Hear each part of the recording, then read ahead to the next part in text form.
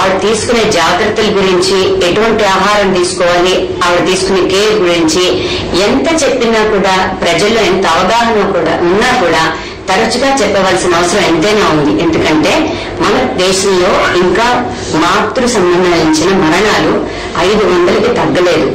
అదే శ్రీలంక లాంటి కంట్రీస్ లో అది 40 కంటే తక్కువ మరణాలు సంభవిస్తున్నాయి. సో వీటికి ఈ మరణాలు ఇంకా తగ్గించి తల్లిని బిడ్డని క్షేమంగా ఉంచాలి అంటే ఈ గర్భిణీ స్త్రీ గురించిన పూర్తి అవగాహన రిపీటెడ్ గా ప్రజల్లోకి వెళ్తూ ఉండాలి. సో గర్భిణీ స్త్రీ తీసుకునే జాగ్రత్తలు ఏంటంటే అసలు ఎప్పుడు కన్ఫర్మ్ అవుతుంది మొదటి దగ్గర నుంచి మనం డిస్కస్ చేయవలసి ఉంటుంది.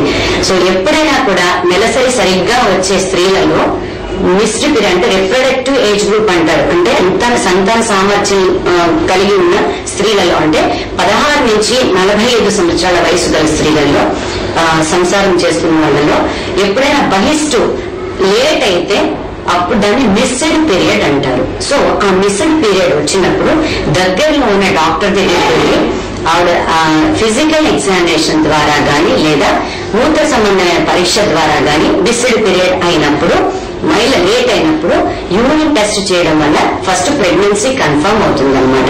ఇంకా అప్పటి నుంచి మొదలవుతుంది ఆవిడ కేర్ అనేది. అది డెలివరీ అయ్యి 6 వారాల దాకా కూడా ఆ కేర్ అనేది కంటిన్యూ అవ్వాల్సి ఉంటుంది.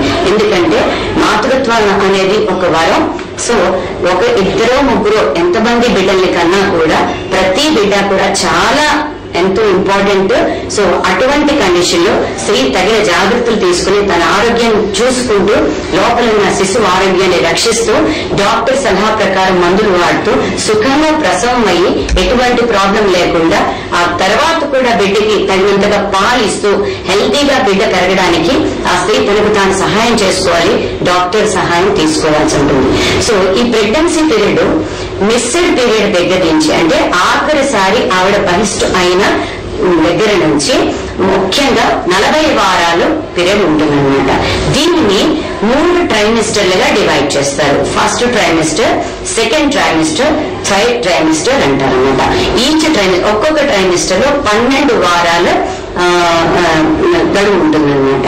సో మొదటి 3 నెలల్ని ఫస్ట్ ట్రైమిస్టర్ అంటారు. అంటే బహిష్టు ఆగిపోయిన దగ్గర నుంచి 12 వారాలు కంప్లీట్ అయ్యేదాకా ఫస్ట్ ట్రైమిస్టర్ అంటారు. ఇందులో ఎన్నో సమస్యలు తలెత్తుతూ ఉంటాయి.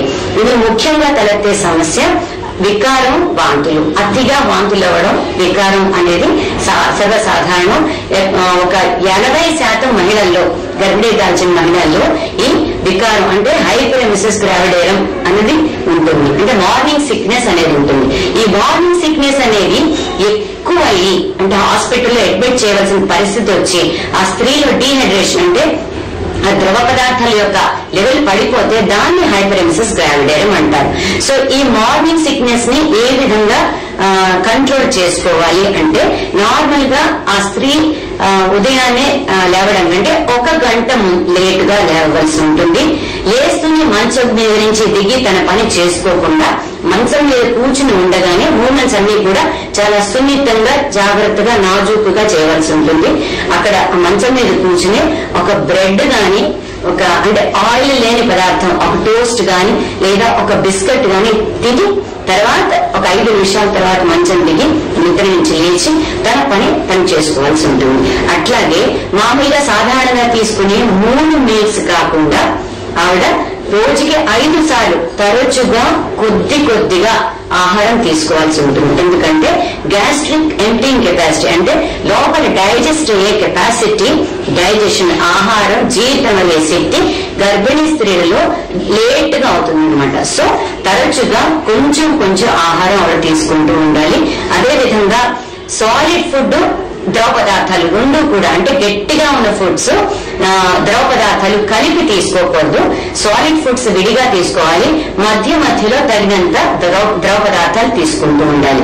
ఈ విధంగా తీసుకుంటూ ఉంటే మార్నింగ్ సిక్నెస్ అనేది most important commonest cause of discomfort అంటే మొదటి 3 నెలల్లో. సో దీని నుంచి బయటపడవచ్చు. ఒక్కొక్కసారి అతిగా వాంతులైపోయి ఆవిడకి బ్లడ్ షుగర్ లెవెల్స్ పడిపోయి తల తిరిగి పడిపోవడం, యూరిన్ తగ్గిపోవడం, మూత్ర సెక్రీషన్ తగ్గిపోవడం, డీహైడ్రేషన్ రావడం అనేవి జరుగుతూ ఉంటాయి. అటువంటి కండిషన్స్ లో వెంటనే డాక్టర్ దగ్గరికి వెళ్లి ఆవిడ సలహా ప్రకారం, ఆ డాక్టర్ సలహా ప్రకారం హాస్పిటల్ లో అడ్మిట్ అవ్వడం, లేదా లోపల ఐవీ ఫ్లూయిడ్స్ అంటారు, అంటే లోపల ఉన్న డీహైడ్రేషన్ కరెక్ట్ చేయడం కోసం ఫ్లూయిడ్స్ ఎక్కిస్తారనమాట. సో అటువంటి ట్రీట్మెంట్ తీసుకోవడం ఎంతైనా అవసరం. ఇంకా మిగతా మొదటి 3 నెలల్లో వచ్చేవి ఏంటంటే, ఈ మొదటి 3 నెలల్లోనే బిడ్డ యొక్క పూర్తి ఆకృతి ఏర్పడుతుంది అనమాట. 12 వారాలు కంప్లీట్ అయ్యేప్పటికీ ఆ లోపల ఉన్న శిశువు యొక్క అన్ని అంగాలు పూర్తయి ఒక రూపానికి వస్తారు, అంటే పూర్తి మినీ సైజ్ ఆఫ్ అడల్ట్ అవుతారనమాట. సో మిగతా కండిషన్స్ డిస్కంఫర్ట్స్ ఏంటంటే, తరచుగా మూత్రం చేయాలనిపించడం. ఎందుకంటే ఈ గర్భసంచి డిస్టెండ్ అవుతూ ఉంటుంది, పెరుగుతూ ఉండడం వల్ల ఆ మూత్రాశయం మీద ప్రెషర్ ఉండడం వల్ల తొందరగా యూరిన్ వెళ్లాలని అనిపించడం కానీ ఆపుకోలేకపోవడం వంటి ఈ ప్రాబ్లమ్స్ కానీ జరుగుతూ ఉంటాయి. ఇది సర్వసాధారణం, చాలా మందికి ఉంటుంది. దీని గురించి కంగారు పడద్దు.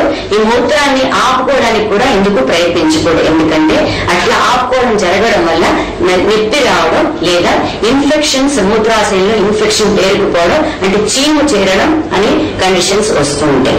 ఇంకా 3వ కండిషన్ కాన్స్టిపేషన్, అంటే మలబద్ధకం. రోజు మోషన్ అంటే మల విసర్జన జరగకపోవచ్చు. సో కాన్స్టిపేషన్, కష్టంగా మల విసర్జన జరగచ్చు. అందువల్ల మల ద్వారం దగ్గర, అంటే మలం పాస్ చేసే ద్వారం దగ్గర చిన్నగా చర్మం చిట్లి ఫిషర్ అని గాని, లేదా అరసములలో అంటారు హెమరాయిడ్స్, పైల్స్ లాంటి కంప్లైంట్ ఏర్పడవచ్చు. ఇవి కూడా చాలా సాధారణం. దీనికి ఏ విధంగా జాగ్రత్తలు తీసుకోవాలి అంటే, ఎక్కువగా మంచినీరు తాగడం, పీచు పదార్థాలు ఎక్కువ ఉన్న ఆహార పదార్థాలు తీసుకోవడం, అంటే ఆకుకూరలు అవి తీసుకోవడం, అండ్ అంబులేషన్, అటు ఇటు తిరుగుతూ ఉండడం, రొటీన్ గా అతను చేసే పని పాటలు చేసుకుంటూ ఉండడం, ఇలాంటివి చేస్తూ ఉంటే మలబద్ధకం నుంచి నివారణ, ఉపశమనం లభిస్తుంది. ఒకవేళ అది మరీ కష్టమయ్యి అసలు విసర్జించలేకపోయినా, లేదా రక్తం పడిన అటువంటి కండిషన్స్ లో డాక్టర్ దగ్గరికి వెళ్తే కొన్ని ఎటువంటి హాని చెయ్యని సిరప్స్ అవి ఇస్తూ ఉంటారు, లేదా టాబ్లెట్స్ ఇస్తూ ఉంటారు. దీనివల్ల ఫ్రీగా మోషన్ అవడం అండ్ కంఫర్టబుల్ గా ఉండడం జరుగుతుంది. ఇది అంతా కూడా మొదటి 3 నెలల్లోనే ఉంటుంది. తర్వాత ఈ ప్రాబ్లమ్స్ ఏవి బాధ కలిగించవు. నెక్స్ట్ ఇక్కడ మొదటి 3 నెలల్లో తీసుకోవాల్సిన జాగ్రత్తలు ఏంటంటే, గర్భస్రావం అనేది అతి సర్వసాధారణంగా జరిగే ప్రమాదకరమైన కండిషన్ అన్నమాట. ఎందుకంటే గర్భిణి వచ్చిన ప్రతి వాళ్ళలో ఒక 20 నుంచి 25% దాకా, అంటే 100 గర్భిణీల్లో 20 నుంచి 25 దాకా గర్భిణీలు న్యాచురల్ గా పడిపోతూ ఉంటాయి, అంటే గర్భస్రావం అవుతుందన్నమాట. దీనికి జన్యు లోపాలు, అంటే పుట్టే శిశువులో ఏమైనా జన్యుపరమైన లోపాలు ఉన్నా, లేదా ఆవిడ హెవీ ఎక్సర్సైజ్ లా శారీరకంగా మానసికంగా బాగా శ్రమ పడినా, ఆహార లోపం ఉన్నా, లేదంటే ఆవిడకి ఎక్కువ ప్రయాణాలు, ఈ రోడ్ల మీద ఎక్కువ బస్సు కుదుపులు లాంటివి ఏమైనా అట్లా ఏమైనా జరిగినా, తీవ్రమైన జ్వరాలు అలాంటివి ఏమైనా వచ్చినా గర్భస్రావం అనేది జరుగుతూ ఉంటుంది. లేదా పోషకాహారం లోపం ఉన్నా కూడా, అంటే న్యూట్రిషనల్ డెఫిషియన్సీస్ లో కూడా గర్భస్రావం జరుగుతూ ఉంటుంది. ఎలా కనబడుతుందంటే, కొద్దిగా బ్లీడింగ్ గాని, అంటే రక్తం కనిపించడం గాని, ఇటువంటి రక్తస్రావం అయినట్టు కనిపించగానే కడుపు నొప్పి రావడం గాని, అట్లా ఏమైనా మైల జరిగినట్టు కనిపించగానే కడుపుతూ ఉండగా మొదటి గుండెల్లో వెంటనే డాక్టర్ దగ్గరికి వెళ్లి కనిపించాలి. డాక్టర్ గారు లోపల ఎగ్జామిన్ చేసి ఆవిడకి గర్భసంచి టైట్ గా మంచిగానే ఉందా, లేదంటే ఓపెన్ అయ్యి బయటకు వచ్చేటట్టు ఉన్నాయా ఈ అంటే శిశువు అదిను సంచి అని చూస్తారు. అదేవిధంగా ఒక స్కానింగ్ పరీక్షలో చేసి పిండం ప్రాణంతో ఉంది, ఆరోగ్యంగా ఉంది, ఈ గర్భిణి నిలబెట్టచ్చు అంటే హార్మోన్స్ సంబంధించిన టాబ్లెట్స్ ఇచ్చి ఆవిడ నిలబెట్టడానికి ట్రై చేస్తాను. సో ఎప్పుడైతే బ్లీడింగ్ కనిపించినా వెంటనే డాక్టర్ దగ్గరికి వెళ్ళి కన్సల్ట్ చేయాలి. గర్భస్రావం అనేది అతి సాధారణంగా జరిగే మొదటి 3 నెలల్లో జరిగే కండిషన్ అన్నమాట. సో ఇది కాకుండా మూత్రాశయంలో నొప్పి గాని, తరచుగా మూత్రంలో మంట రావడం గాని, ఇటువంటి కండిషన్స్ వస్తే ఇవన్నీ కూడా జరుగుతూ ఉంటే మొదటి 3 నెలల్లో గాబరా పడకుండా డాక్టర్ దగ్గరికి వెళ్లి కనిపిస్తూ ఉండాలి. ఇంకా రెండవ ట్రైమిస్టర్ అంటే సెకండ్ ట్రైమిస్టర్ 13వ వారం నుంచి 28 వారాల దాకా జరుగుతుంది. ఈ కండిషన్ లో ఫస్ట్ టైం ఆవిడకి శిశువు యొక్క కదలికలు స్త్రీకి తెలుస్తాయి. అది సాధారణంగా 16 నుంచి 18 వారాల మధ్య అంటే 4 నుంచి 5 నెలల లోపు శిశువు కదలికలు గుర్తించగలుగుతారు ఆవిడ. సో అలా శిశువు కదలికలు గుర్తించిన వెంటనే ఆ డేట్ రాసి పెట్టుకుని డాక్టర్ కి ఇన్ఫార్మ్ చేయడం మంచిది.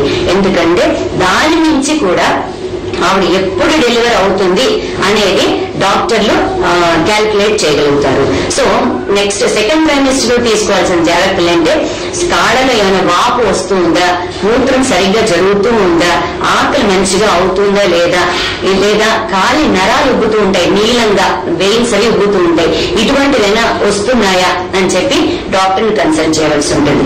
అదేవిధంగా ఎటువంటి ప్రాబ్లం లేకపోతే రెగ్యులర్ చెకప్స్ కనుక ఆవిడ వెళ్తూ ఉంటే డాక్టర్ మేబీ సరిగ్గా పెరుగుతుందా లేదా అని చూసుకుంటూ ఒక స్కానింగ్ పరీక్ష గాని ఇటువంటివన్నీ చేస్తూ ఉంటారు. అండ్ సాధారణంగా చేసే రక్త పరీక్షలు మొదటి 3 నెలల్లో రక్తం లెవెల్ ఎంత ఉంది, హెచ్డి పర్సెంటేజ్ అంటారు. సింపుల్ యూరిన్ ఎగ్జామినేషన్ అంటే యూరిన్ లో పస్సెల్స్ ఉన్నాయా, లేదంటే ఆల్బుమిన్ పోతుందా, లేకపోతే ఎటువంటి స్పెసిఫిక్ ర్యాలిటీ అది ఉందా చూస్తూ ఉంటారు. దాని తర్వాత ఆవిడికి blood group and RH typing ఇది చాలా ఇంపార్టెంట్, అది చేస్తారు. బ్లడ్ స్క్రీనింగ్, వైరల్ స్క్రీనింగ్ అనేది చేస్తూ ఉంటారు. ఆవిడ బ్లడ్ షుగర్ లెవెల్స్ ఎంత ఉంటాయి అనేది మొదటి 3 నెలల నుంచి సెకండ్ ట్రైమిస్టర్ గానీ చేస్తారనమాట. తర్వాత మొదటి 3 నెలలు ఒక స్కానింగ్, తర్వాత సెకండ్ ట్రైమిస్టర్ లో ఒక స్కానింగ్, బిడ్డ సరిగ్గా ఏర్పడిందా, అవయవాలన్నీ సరిగ్గా ఏర్పడాయా, ఏమైనా ప్రాబ్లమ్స్ ఉన్నాయా అనేది చూస్తారనమాట. ఇంకా ఆఖరి ట్రైమిస్టర్ కి వచ్చేటప్పటికంటే ఆఖరి 12 నెలలు అంటే 29వ వారం నుంచి 40వ వారం నిండేదాకా ఆవిడ తీసుకోవాల్సిన జాగ్రత్తలు అంటే సేమ్ అదే అంటే కాళ్ళు ఉబ్బుతున్నాయా, మూత్రం సరిగ్గా జరుగుతుందా, కాళ్ళు నరాలు ఉబ్బుతున్నాయా, లేదా కడుపు నొప్పి వస్తుందా, తరచుగా బిడ్డ కదలికలు సరిగ్గా ఉన్నాయా లేదా, ఆగిపోయినాయా, ఇదివరకు తిరిగినంత బాగా తిరగటం లేదా కొంచెం బట్ట గాని, తెల్ల బట్ట గాని, వాటర్ లాంటి ఫ్లూయిడ్ గాని ఏమైనా ప్రైవేట్ పార్ట్స్ నుంచి బయటకు వస్తుందా అనేది ఆవిడ చూసుకుంటూ ఉండాలన్నమాట. ఏమైనా డిశ్చార్జ్ అంటే వెజైనల్ డిశ్చార్జ్, బ్లడ్ గాని వాటరీ డిశ్చార్జ్ గాని ఏమున్నా కూడా డాక్టర్ ని కన్సల్ట్ చేస్తే నెలలు నిండకుండా ఏమైనా కాన్పయ్యే అవకాశాలు ఏమైనా ఉన్నాయేమో డాక్టర్ గారు చూస్తారు. లేదా నిజంగా నొప్పులు వస్తున్నాయా అని డిసైడ్ చేసి కాన్పు కోసం అడ్మిట్ చేయడం జరుగుతుంటుంది. సో ఈ మొదటి 3 ట్రైమిస్టర్ లో ఈ విధంగా డాక్టర్స్ చెకప్ ఉంటుంది. ఈ విధమైన కండిషన్స్ లో డాక్టర్స్ ని కన్సల్ట్ చేయవలసి ఉంటుంది. అదేవిధంగా టెటనస్ టాక్సాయిడ్ అంటే ధనుర్వాతం రాకుండా 2 వ్యాక్సిన్ ఇంజెక్షన్స్ ఇస్తారు. మొదటి 16 వీక్స్ టు 18 వీక్స్ అప్పుడు ఇస్తారు, 16 వీక్స్ టు 32 వీక్స్ లోపల. రెండవది 6 to 8 వీక్స్ గ్యాప్ లోపల సెకండ్ ఇంజెక్షన్ ఇస్తారనమాట. గర్భిణీ స్త్రీగా ఉండగా రొమ్ముల గురించి కూడా కేర్ తీసుకుంటూ ఉండాలి. ఎందుకంటే బిడ్డకి సరిగా పాలు ఇవ్వగలగాలి అంటే ఏమైనా చిన్న చిన్న నిపుల్స్ మీద క్రాక్స్ ఏమైనా ఉన్నా, సోర్ నిపుల్స్ అంటారు, నేను పుండ్లు పడినా వెంటనే డాక్టర్ కి రిపోర్ట్ చేయాలి. సో రొమ్ముల కేర్ అనేది చాలా ఇంపార్టెంట్. అండ్ బ్రెస్ట్ ఫీడింగ్ గురించి అవగాహన గురించి డాక్టర్ సలహా తీసుకుంటూ ఉండాలి. అదే విధంగా నిద్ర, వ్యాయామం, సెక్షువల్ ఇంటర్కోర్స్ అనేది ఇవన్నీ కూడా సరైన సలహా పాటించి డాక్టర్ సలహా ప్రకారం చేయాలి. నిద్ర అనేది కంపల్సరీ ఒక 8 గంటలైనా నిద్ర రాత్రిపూట ఉండాలి. మధ్యాహ్నం 1 లేక 2 గంటలు రెస్ట్ తీసుకోవాలి ఆ స్త్రీ. అదేవిధంగా తేలికపాటి వ్యాయామం, తేలికపాటి ఎక్సర్సైజెస్ అంటే సుఖంగా డెలివరీ అవ్వడానికి ఎక్సర్సైజెస్ అనేవి డాక్టర్స్ అడ్వైస్ చేస్తూ ఉంటారు. వారి సలహా ప్రకారం వ్యాయామం, చిన్నపాటి వ్యాయామం, తేలికపాటి వ్యాయామం చేయవచ్చు. అదేవిధంగా ఇంటర్ కోర్స్ లో అంటే సంభోగంలో పాల్గొనేది మటుకు మొదటి 3 నెలల్లో జాగ్రత్తగా ఉండాలి.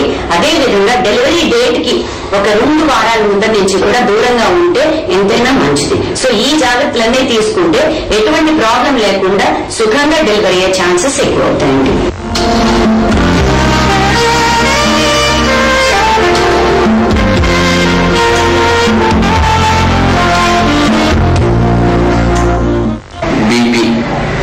రక్తపోటు జనరల్ గా మనకు ప్రెసెంట్ ఈ సొసైటీలో ఈ రక్తపోటు చాలా సర్వసాధారణంగా కనిపిస్తూ ఉంటుంది. ఎక్కువగా ఒక ఏజ్ గ్రూప్ లేకుండా ఇప్పుడు ఒక 15-20 years నుంచి కూడా మీకు ఆటోమేటిక్గా బీపీ చాలా మందిలో కనిపిస్తుంది. అసలు బీపీ అనేది మీకు ఎందుకు వస్తుంది అనేది చాలా ఇంపార్టెంట్. బీపీని మనం ఏ వేళలో చూడాలి చాలా మంది అడుగుతుంటారు. బీపీ అంటే ఏంటి సార్, దీనికి ఎలా చూడాల్సి వస్తుంది అంటారు.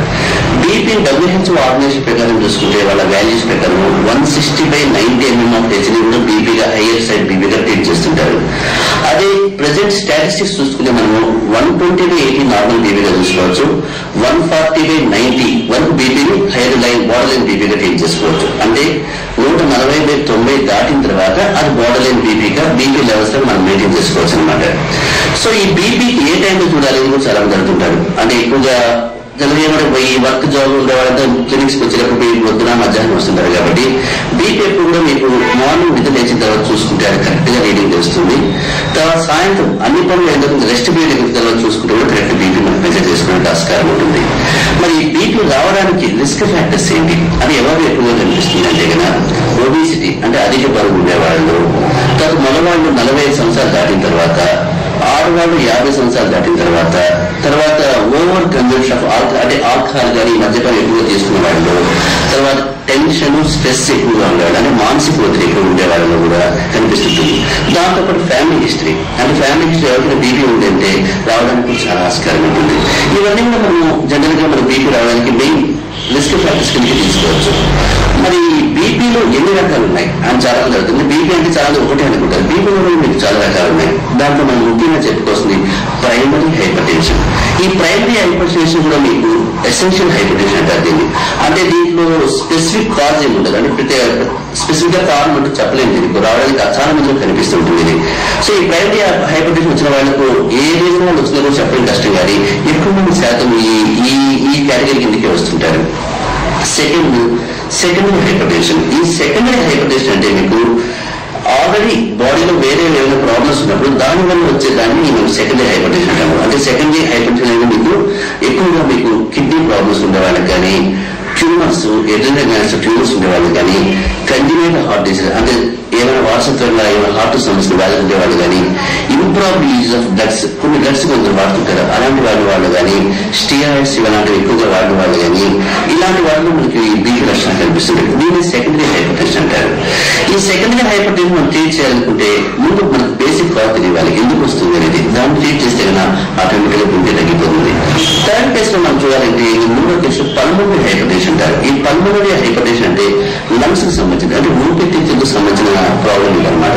ఈ ఊపిరితిత్తులు అంటే మీకు హార్ట్ కు పంపు చేసే లంగ్స్ నుంచి హార్ట్ కు పంపు చేసే బ్లడ్ ఫ్లో అయిపోతుంటే స్లో అయిపోతుంటుంది. ఆ స్లో అయినప్పుడు ఈ పల్మనరీ హైపర్ టెన్షన్ డెవలప్ అవుతుంటుంది. ఈ పల్మనరీ హైపర్ టెన్షన్ ఎలా గుర్తుపట్టాలి అంటుంటారు చాలా మంది. పల్మనరీ హైపర్ టెన్షన్ బేసిక్లీ మనకు నడుస్తుంటే ఆయాసం కానీ, ఊపిరి తీసుకోవడానికి కష్టం కానీ, లిప్స్ కూడా బ్లూ కలర్ మారడం కానీ, తర్వాత షార్ట్నెస్ ఆఫ్ బ్రీత్ అంటే అదే కొంచెం క్లైమ్ స్టేజ్ ఎక్కినప్పుడు ఆయాస పడుతుంటారు వీళ్ళంతా కూడా. అలాంటి వాటిలో కానీ పల్మనరీ హైపర్ ఉండడానికి ఆస్కారం ఉంటుంది. సో ఈ టైప్స్ ఆఫ్ బీపీ చూసుకున్న తర్వాత మీకు రిస్క్ ఫ్యాక్టర్స్ చాలా ఇంపార్టెంట్. చాలా మంది బీపీ కాంప్లికేషన్స్ చాలా మంది పట్టించుకోరు. ఎందుకంటే బీపీ ఒక్కోసారి డెవలప్ కావడానికి 10 years కూడా పట్టించదు దాని సింప్టమ్స్ మేనిఫెస్ట్ కావడానికి. ఒకసారి సైలెంట్ గా ఉంటుంది బీపీ, ఎవరికి తెలియదు బీపీ ఉండేది. ఎప్పుడైనా అనుకుంటే క్లినిక్స్కి వెళ్ళినప్పుడు డాక్టర్స్ చూసినప్పుడు బీపీ ఉంది అని చెప్తుంటారు. సో రిస్క్ ఫ్యాక్టర్స్ మనం చూసుకుంటే ఎక్కువగా మెయిన్ నెంబర్ 1 స్ట్రోక్ చూడాలి. స్ట్రోక్ అనేది మీకు బీపీలో చాలా మటుకు కనిపిస్తుంది.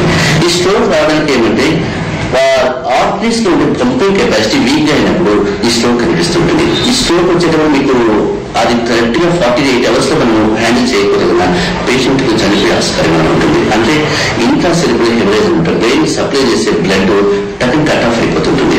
ఈ కట్ ఆఫ్ అయినప్పుడు పర్మనెంట్ గా బ్రెయిన్ డ్యామేజ్ కావడానికి ఆస్కారం ఉంటుంది. మరి స్ట్రోక్ ఎలా గుర్తించడం అనుకుంటే కన్నా ఎప్పుడైనా సరే బాడీలో ఒక సైడ్ బాడీలో ఫేస్ లో కానీ తిమ్మిలాగా పట్టడం కానీ, కంటి చూపు లేదా మసగ్గా అనిపించడం కానీ, లేదా ఒక పార్ట్ ఆఫ్ బాడీలో తిమ్మిలాగా వచ్చి పని చేయకుండా పోతుంటుంది అంటే పెరాలసిస్ లాగా వస్తుంది వన్ సైడ్ ఆఫ్ బాడీ. అలాంటి సింటమ్స్ ఉన్నా కానీ మాట్లాడడానికి స్పీచ్ లో కానీ ముద్దుగా మాట్లాడతారు పేషెంట్స్. ముద్దుగా మాట్లాడడం కానీ, తర్వాత మీకేటప్పుడు ఏదో ఇబ్బందిగా ఉంది అనుకుంటారు పేషెంట్స్. ఇలాంటి కంప్లైంట్స్ మనకు కనిపిస్తున్నాయంటే స్ట్రోక్ సింటమ్స్ ఏమైనా గమనించాల్సి వస్తుంది. ఈ స్ట్రోక్ సింటమ్స్ మనం కరెక్ట్ గా క్లియర్ చేయకపోతే దాని కాంప్లికేషన్స్ చాలా ఉంటాయి మనకు. దీంతో పాటు హార్ట్ ఫెయిల్యూర్. ఈ హార్ట్ ఫెయిల్యూర్ లో మీకు ఏంటంటే దీని కాంప్లికేషన్స్ లో పంపింగ్ కెపాసిటీ తగ్గిపోతుంది. హార్ట్ చేసే బ్లడ్ పంపింగ్ కెపాసిటీ మామూలు కంటే కూడా చాలా తక్కువగా అనిపిస్తుంటుంది. ఈ హార్ట్ ఫెయిల్యూర్ కేసులో కూడా మీకు కంజెస్టివ్ హార్ట్ ఫెయిల్యూర్ అంటారు. ఈ కంజెస్టివ్ హార్ట్ ఫెయిల్యూర్ లో మీకు సింటమ్స్ కనిపిస్తాయి. దీంట్లో చాలా మంది పేషెంట్స్ లో స్టెప్స్ ఎక్సేట్తో ఆయాసపడుతుంటారు. తర్వాత బ్రీతింగ్ లో షార్ట్నెస్, మాట్లాడేటప్పుడు ఆయాసపడుతుంటారు. తర్వాత కాళ్ళలో వాపులు వచ్చుంటాయి, అడిగాలు మడమలో వాపులు కనిపిస్తుంటాయి. ఇలాంటి సింటమ్స్ ఉన్నప్పుడు ఆ బీపీ పేషెంట్ ఉందా లేదని కన్ఫర్మ్ చేసుకుంటే కూడా మనం చాలా వరకు నివారించుకోవచ్చు.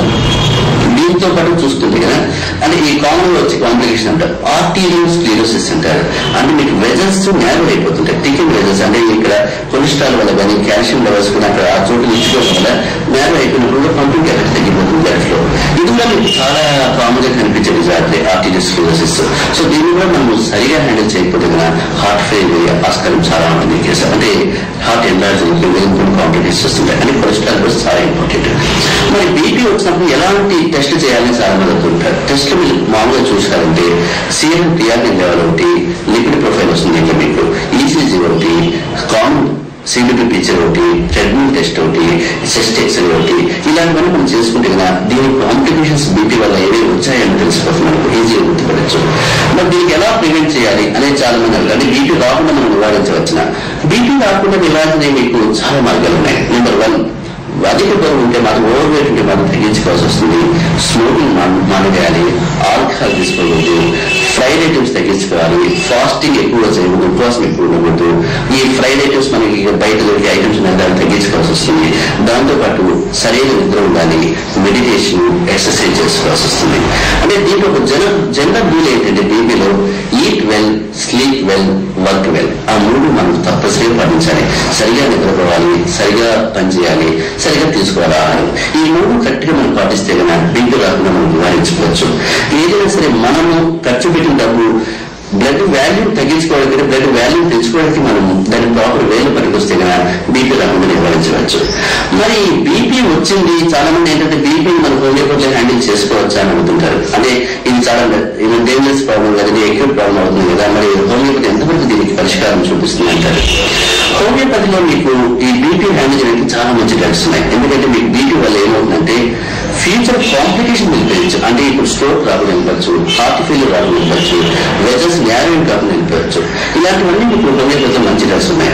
రావణఫిలియా సర్పెంటైనా, ఆర్సనిక్ కార్బన్, నాట్రమోర్, తర్వాత వెరేట్రమ్ ఆల్బమ్, బయోటెక్ కార్బు, ఫాస్ఫరస్, ఇలాంటి మందులు సిమ్టమాటిక్ మనము ఒక డాక్టర్ క్వాలిఫైడ్ డాక్టర్ మానిటర్ చేస్తుంటే కదా ప్రాపర్ గా చేసుకుంటూ పోతుంటే ఆటోమేటిక్ ఈ బీపీ కాంప్లికేషన్స్ కాదు బీపీ ప్రాబ్లం నివారించవచ్చు. మరి ఇంత ఎమర్జెన్సీ మనం ఎలా హ్యాండిల్ చేస్తాం బీపీ అంటే ఎమర్జెన్సీ ఉన్న డాక్టర్ ఇది షుగర్ మీద ఉన్నప్పుడు అది ఎక్యూట్ ఎమర్జెన్సీ నా క్రానిక్ ప్రాబ్లం గుర్తుపడితే కదా ఆ మూమెంట్ లో ఏ ట్రీట్మెంట్ రెస్పాండ్ అవుతుంది దాన్ని చూసుకొని మనం మెయింటైన్ చేస్తే హోమియోపతి వల్ల కూడా మీకు బీపీ వల్ల ఈ సమస్య తగ్గడం కాకుండా ఫ్యూచర్ కాంప్లికేషన్స్ లేకుండా మనకు లైఫ్ లీడ్ చేసే ఆస్కారం చాలా ఉంటుంది.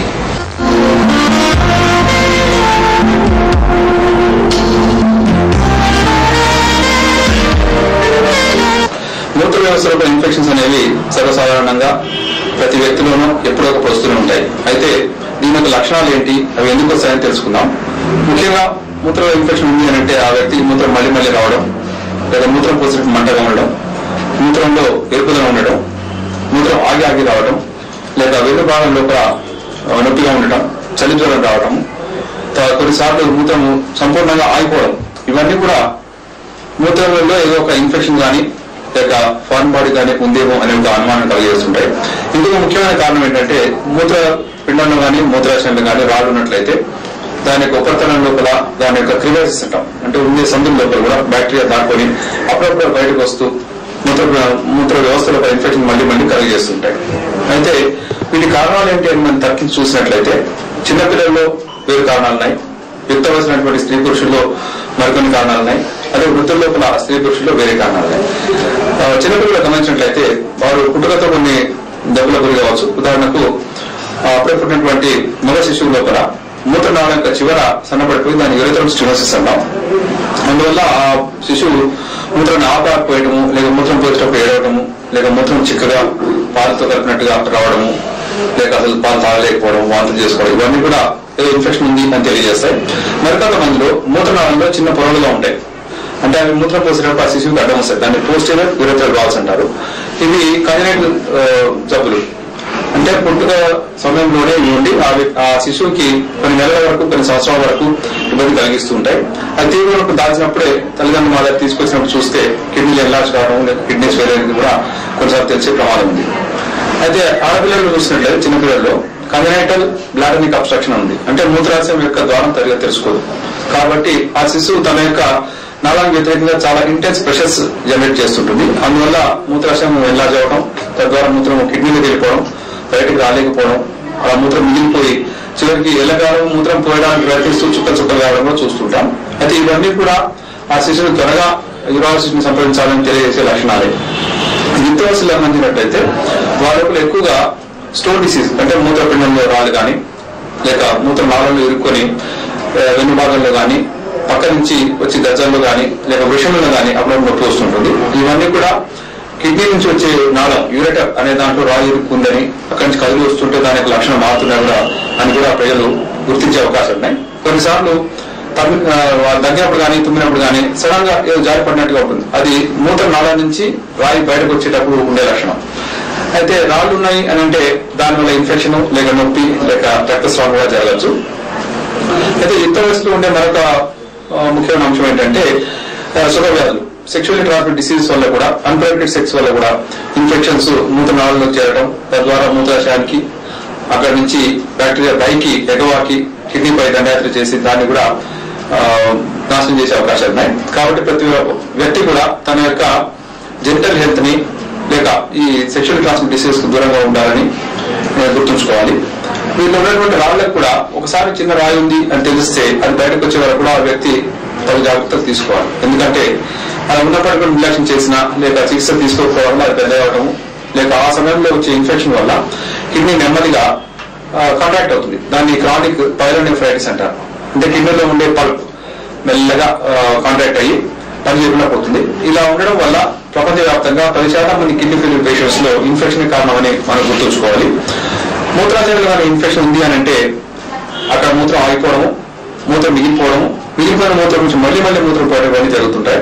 ముఖ్యంగా 45 సంవత్సరాలు పైబడినటువంటి పురుషుల్లో కూడా ప్రాస్టేట్ లంగ్ ఒకటి ఎన్లార్జ్ అవుతుందండి. అది మూత్రాశయం కింద మూత్రనాళం యొక్క మొదట్లో ఉంటుంది. అది పెరిగి మెల్లగా మూత్రనాళం యొక్క ప్రదేశాన్ని ఆక్రమించుకొని మూత్రనాళాన్ని సన్నగా వస్తుంది. అందువల్ల ఆ వ్యక్తి ముందు పోసినంత ఫ్రీగా పోయలేడు. కాబట్టి రాత్రిపూట 3-4 సార్లు లేచి మూత్రం పోయాల్సి రావడం, పోయినప్పుడు ఎక్కువ సమయం అక్కడ గడపాల్సి రావడం, ఎక్కువ ఒత్తిడి తేవాల్సి రావడం, పోసినప్పటికీ కూడా పూర్తి కాలేదని ఒక అసంతృప్తి మిగిలిపోవడం, ఇవన్నీ కూడా మూత్రపిండంలో కానీ మూత్రాశయంలో కానీ ఎక్కడైనా ఇన్ఫెక్షన్ ఉంది అని తెలియజేస్తున్నాయి. మూత్రం ఎక్కడైనా సరే స్టాగ్నేట్ నిల్వ ఉంది అని అంటే తప్పకుండా బ్యాక్టీరియాకు అనువైనటువంటి వాతావరణం అది పెరిగి ముఖ్యంగా డయాబెటిస్ లో కానీ ఇమ్యూనో కాంప్రమైజ్ పర్సన్స్ అంటే కొంతమంది లోపల కిడ్నీ ట్రాన్స్ప్లాంట్ అయినప్పుడు వాళ్ళ ఇమ్యూనో సప్రెషన్ వాడుతున్నాం, కొద్దిమంది జబ్బుల గురించి స్టీరాయిడ్ అనే వాడుతుంటారు. వీటి వల్ల కూడా వాళ్ళ రక్షణ వ్యవస్థ సన్నగిలడము, అందువల్ల ఇన్ఫెక్షన్ మరింత త్వరగా ప్రబలం కూడా జరుగుతుంటాయి. అయితే ఇన్ఫెక్షన్ ఒకసారి వస్తే ఆ వ్యక్తి మూత్ర పరీక్ష తప్పకుండా చేయించుకోవాలి.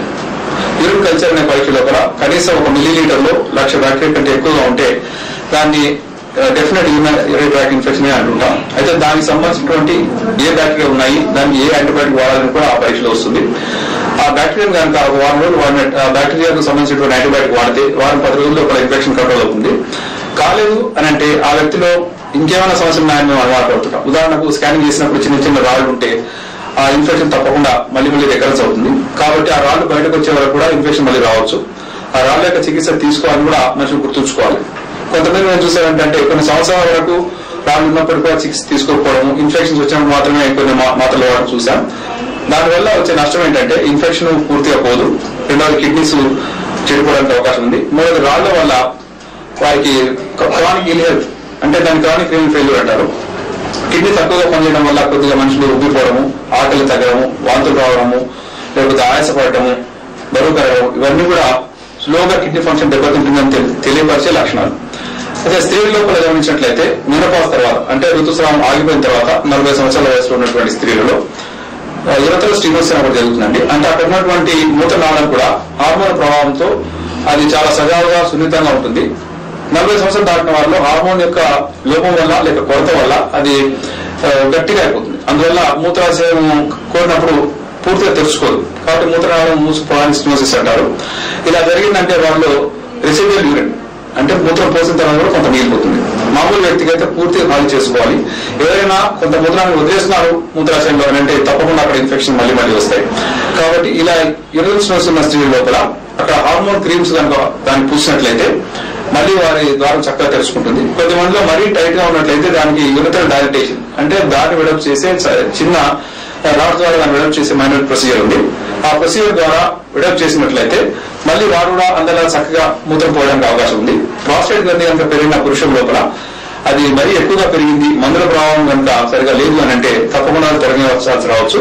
ఈ తొలగించడానికి ఎండోస్కోపీ పద్ధతులు, లేజర్ పద్ధతులు కూడా వచ్చాయి. ఇవి చక్కగా సజావుగా 2-3 రోజుల్లో కూడా ఆ వ్యక్తి బయటికి డిశ్చార్జ్ వెళ్ళిపోవడానికి అవకాశం ఉంది. ఏదేమైనప్పటికీ ఇన్ఫెక్షన్ యొక్క లక్షణం ఉంది అని అంటే తప్పకుండా యూరాన్ని సంప్రదించి దాని చికిత్స తీసుకున్నట్లయితే కిడ్నీ ఫెయిల్యూర్ కానీ లేదా క్రానిక్ కిడ్నీ ఫెయిల్యూర్ కానీ గురి కాకుండా జీవితాలు సుఖంగా పెరగడానికి అవకాశం ఉన్నాయి.